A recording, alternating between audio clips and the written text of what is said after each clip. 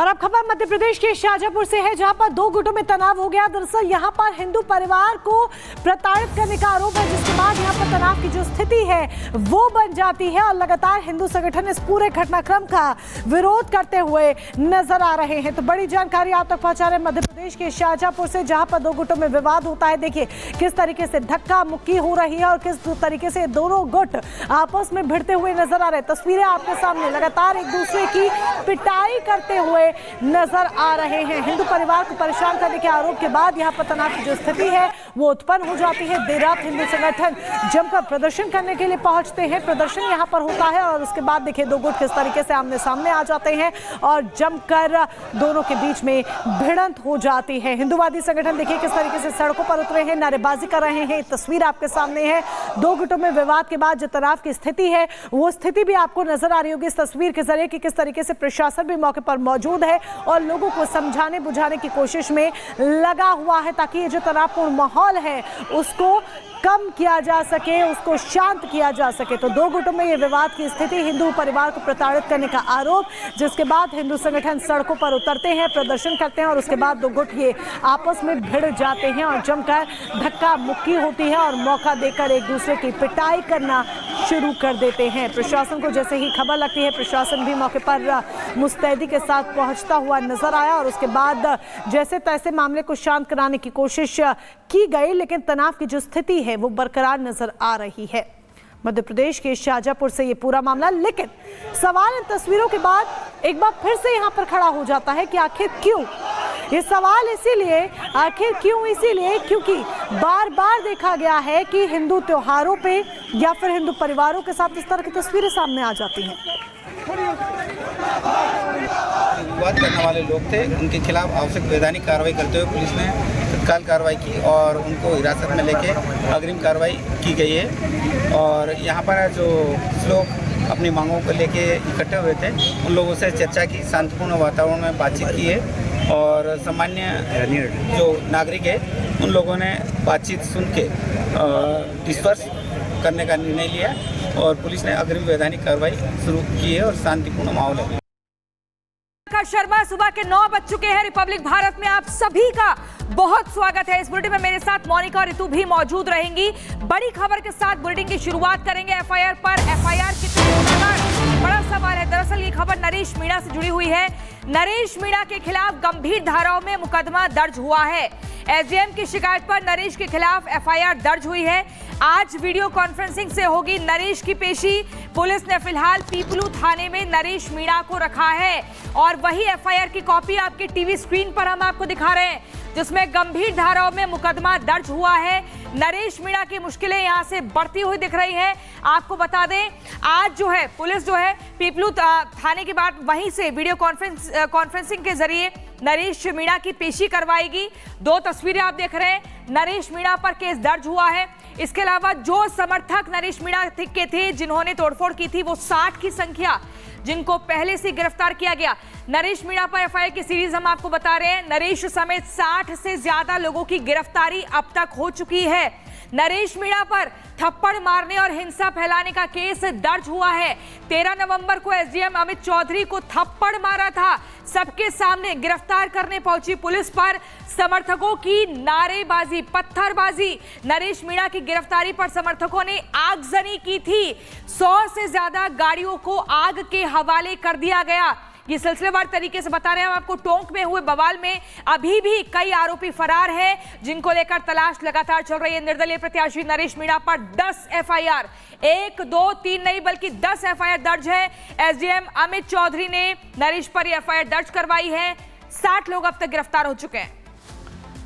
तो लगातार पुलिस प्रशासन अलर्ट पर भी नजर आ रहा है। तो दूसरी तरफ जतिन हमारे साथ जुड़ चुके हैं। जतिन का सीधे यहाँ पर रुख कर लेते हैं। जतिन, क्या आज वीडियो कॉन्फ्रेंसिंग के जरिए पेशी संभव मानी जा रही है नरेश मीणा की? लेकिन जिस तरह से पेशी होनी है, मामला गंभीर भी होता नजर आ रहा है, क्योंकि फेसबुक पोस्ट अगर देखें तो अभी भी भड़काऊ बयानबाजी देखने को मिल रही है।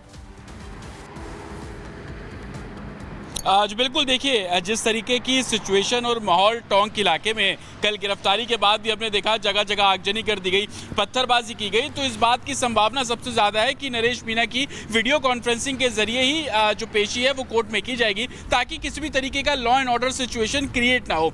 ये बताया जा रहा है कि 12 बजे के आसपास जो पेशी है वो करवाई जाएगी। इस पूरे मामले में पुलिस की तरफ से उनका पक्ष सुनने वाला होगा, और ये भी गौर करने वाली बात होगी कि पुलिस के पास अभी इस मामले में क्या कुछ सबूत है, क्योंकि जो सेक्शंस लगाए गए थे और जिन 60 लोगों की गिरफ्तारी की गई थी उनसे पूछताछ में क्या कुछ चीजें निकली। क्योंकि जिस तरीके से सोशल मीडिया पोस्ट का आप जिक्र कर रहे हैं, उसमें नरेश मीणा ने लोगों को आह्वान किया था कि बड़ी संख्या में पहुंचे, और कहीं ना कहीं वो ये बोल रहे थे कि गिरफ्तारी का विरोध भी करें, और वैसी तस्वीरें कल देखने को मिली। पूरी कॉन्स्पिरेसी थी, नाटकीय ढंग से वो मंच पर आते हैं, बोलते हैं मैं सरेंडर करूंगा। बिल्कुल जतिन, जिस तरीके से आप तमाम चीजों को लेकर के जानकारी दे रहे हैं, बता रहे हैं कि स्थिति फिलहाल क्या है, एक बड़ी खबर बता दे, इस पूरे मामले को लेकर के बड़ी जानकारी मिल रही है। नरेश की गिरफ्तारी के बाद टोंक में फिलहाल जो शांति है वो देखने को मिल रही है, स्थिति काबू में है। नरेश मीणा की गिरफ्तारी बीते दिन हुई थी और अब स्थिति जो है वो काबू में बताई जा रही है। तो टोंक मामले को लेकर के जो तस्वीर सामने आई थी कल, जिस तरीके से प्रदर्शन हुआ, हालांकि अब पुलिस बल ने पूरी स्थिति पर काबू पा लिया है। जतिन हमारे साथ लगातार बने हुए। जतिन, देखिए जिस तरीके से ये जिक्र हो रहा है कि अब जो स्थिति है वो नियंत्रण में है, कंट्रोल में, पुलिस ने पूरी स्थिति पर अपना काबू पा लिया है और स्थिति फिलहाल सामान्य बनी हुई है। आज बिल्कुल, और इसके लिए 4000 पुलिस कर्मियों की तैनाती जो है उस गांव समरावती जो गांव है उसके आसपास की गई है। कल हमने देखा कि कैसे आगजनी हुई, उस हाईवे को बंद कर दिया गया था, उसके बाद से ही डिप्लॉयमेंट बढ़ाया गया। ये भी जानकारी मिल रही है कि करोड़ी लाल मीणा कल शाम को पहुंचे थे, उन्होंने जो प्रोटेस्टर से मुलाकात भी की, जिसके बाद जो हाईवे बंद किया गया था उसको फिलहाल लोगों ने रात को खाली कर दिया है। तो अभी उस हाईवे पूरे तरीके से ओपन है। तस्वीरें भी मैं आपको दिखाऊं तो आपको ट्रैफिक यहाँ पर चलता हुआ साफ तौर पर नजर आ जाएगा। लेकिन सबसे बड़ी बात यह है कि पुलिस के लिए एक चुनौती है कि दिन जैसे जैसे आगे बढ़ेगा तो फिर से जो प्रोटेस्टर्स है वो सड़क पर ना उतर जाए, और यही वजह है कि 4000 पुलिस कर्मियों की तैनाती अलग अलग पॉइंट्स पे की गई है। लगातार लोगों से शांति बनाए रखने की अपील की जा रही है। ये भी बोला जा रहा है कि लोग बेवजह घर से या उस गांव से बाहर ना निकले, क्योंकि सिर्फ ये कहानी एक गांव की नहीं है, उस हाईवे से जुड़े जो दूसरे सराउंडिंग्स गाँव हैं वहाँ के भी लोग हाईवे पर उतरकर कल आगजनी कर रहे थे, लकड़ियां डालकर हाईवे को बंद कर रहे थे, उन्हीं लकड़ियों में आग लगा रहे थे, जो वेस्ट था, जो टायर थे उनमें आग लगा रहे थे। जी, तो जतिन लगातार महत्वपूर्ण जानकारी आप दे रहे हैं। नरेश मीणा का क्या होगा ये भी एक बड़ा सवाल है। फिलहाल के लिए आपका बहुत शुक्रिया। इसी बीच अपने दर्शकों को बता दें, राजस्थान के टोंक में जो थप्पड़ कांड हुआ है, जिसमें निर्दलीय प्रत्याशी नरेश मीणा ने एसडीएम को थप्पड़ मारा, वो सबके सामने चर्चा का विषय बना हुआ है। देश भर में चर्चा उसकी हो रही है, और नरेश मीणा की गिरफ्तारी बीते दिन हुई, उसके बाद अब आज वीडियो कॉन्फ्रेंसिंग के जरिए पेशी होगी। साथ ही आपको बता दें, नरेश मीणा लगातार बार बार अपने समर्थकों को भड़काने का काम भी कर रहा है। अब आगे क्या होगा, इस रिपोर्ट के जरिए देखिए।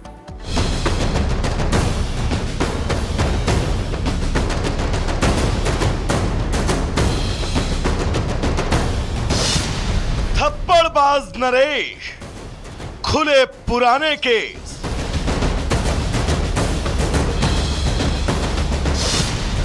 नरेश ने फिर भड़काया, नया पोस्ट सामने आया।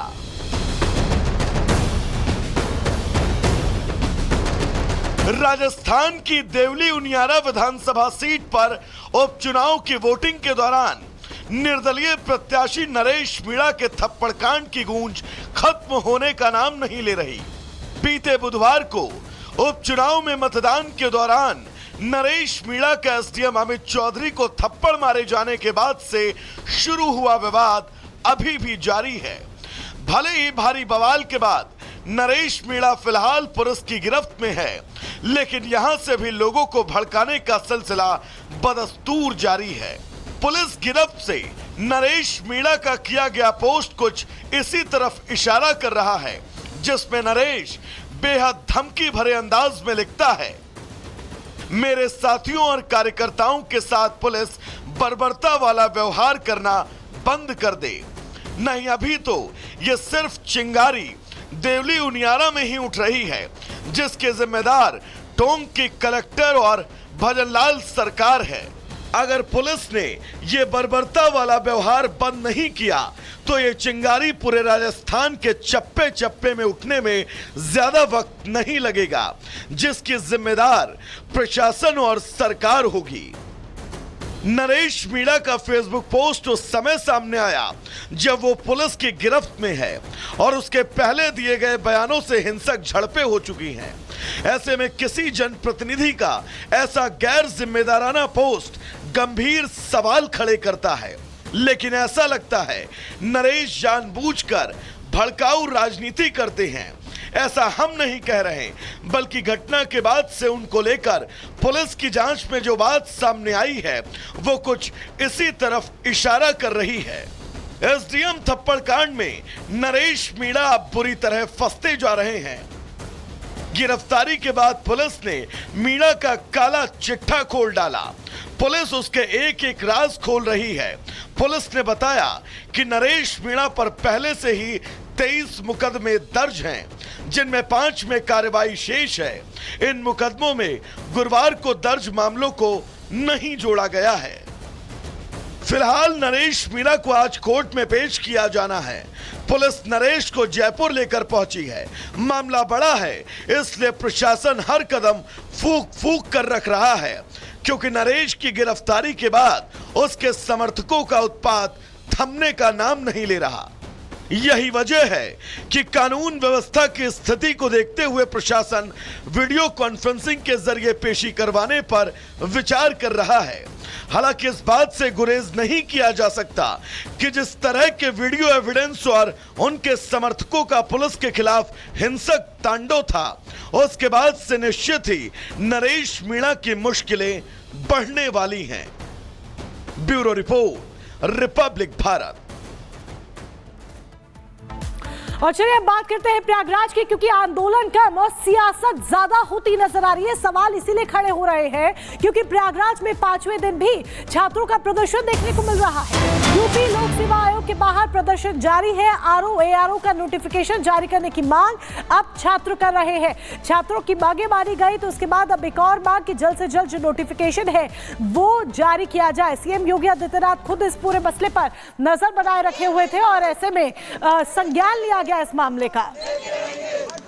और इसी खबर पर जानकारी के लिए राघवेंद्र हमारे साथ जुड़ गए। राघवेंद्र, देखिए जिस तरीके से प्रदर्शन हुआ 4 दिन तक, कल तक की अगर बात करें तो कल तक प्रदर्शन होता रहा। हालांकि आयोग जो है वो पीछे बैकफुट पर आता है। तमाम शर्तें जो, तमाम मांगे जो छात्रों की तरफ से रखी गई थी उस पर हामी भी भरता है, लेकिन अभी प्रदर्शन जारी है। तो इसके बाद तो सवाल उठना लाजमी है ना कि आंदोलन के नाम पर यह सियासत हो रही है। उपचुनाव पर नजर है।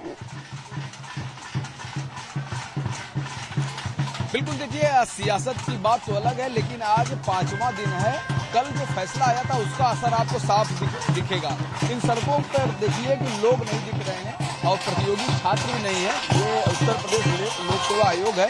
यहाँ पर चारों तरफ सुरक्षा व्यवस्था तैनात है और मुश्किल से 50 छात्र यहाँ पर बैठे हुए हैं। अब इन छात्रों की मांग यह है कि ये जो आरओ का जो मामला है, आरओ का जो पेपर होना है उसको भी 1 शिफ्ट में किया जाए और इसके बाद उन छात्रों से भी क्या कहते हैं कि हम बात करेंगे और जानेंगे कि आखिर क्या कहना चाहेंगे। अब क्या कुछ रह गया है डिमांड, कुछ बताएंगे क्या? हाँ, मेरी अभी हम लोग की डिमांड पूरी कहाँ से हुई है? जब डिमांड अगर पूरी हो जाती तो हम लोग यहाँ क्यों बैठे रहते? डिमांड पूरी करें, हम लोग चले जाएं। हम लोगों को नुकसान भी हो रहा है, ऊपर से किराया जा रहा है, भूखे प्यासे हैं, माँ बाप से भी उम्मीद कितना लगा के अगर पूरी कर दे हम लोग खुशी खुशी चले जाएं। ठीक है, क्या कहना? सर, कहने को तो बहुत कुछ है। आयोग जैसे कि मनमानी किए जा रहा है। 4-5 दिन हो गए हम लोग भूखे प्यासे यहाँ 24 घंटे, 5वां दिन है, 24 घंटे दिनों रात मिला के बैठे रहते हैं। कोई पूछने नहीं आता कि क्या कर रहे हो, क्या कब तक आंदोलन चल रहा है, क्या कैसे। यहाँ तक कि कल हमको लॉलीपॉप पकड़ा के चला गया है। लॉलीपॉप ये कि पीसीएस के बारे में सब क्लियर कर दिया है, लेकिन आरओ के बारे में कुछ भी अभी तक क्लियर इन्होंने स्पष्ट नहीं किया है। और हमें आयोग के ऊपर ज़रा भी विश्वास नहीं है कि हम इनके ऊपर विश्वास करके यहाँ से उठ जाए। तो जब तक नोटिस ऑफिशियल आरओ के लिए आ नहीं जाती तब तक हम यहाँ पे धरना करते रहेंगे और ये आंदोलन जारी रहेगा। देखिए, हम लोग आज 5वां दिन है, यहाँ रात भर सब जगह हैं, जितने बच्चे हैं। कुछ अभी आएंगे सब वहाँ से, सब कुछ फ्रेश होने गए, कुछ चाय पीने गए हैं। तो आएंगे, हमारे लोग की जनसंख्या से समूह बढ़ेगा और आरओ का जब तक स्पष्टीकरण नोटिस नहीं आ जाती तब तक हम लोग अपना ये धरना जनहित में जारी रखेंगे। और कल के फैसले के बाद कुछ प्रतियोगी छात्र कम हो गए हैं क्या? प्रतियोगी छात्र बिल्कुल कम नहीं हुए हैं, सब थे, सब डटे थे, सब 5-5 दिन से थके हैं, भूखे प्यासे थे, तो सब अपना फ्रेश होने, नित्य क्रिया सबको ही करना पड़ता है, चाहे जितना आंदोलनकारी हो, तो वो नहीं भूलेंगे, सब नित्य क्रिया से आएंगे, सब अभी आएंगे, फिर आंदोलन शुरू।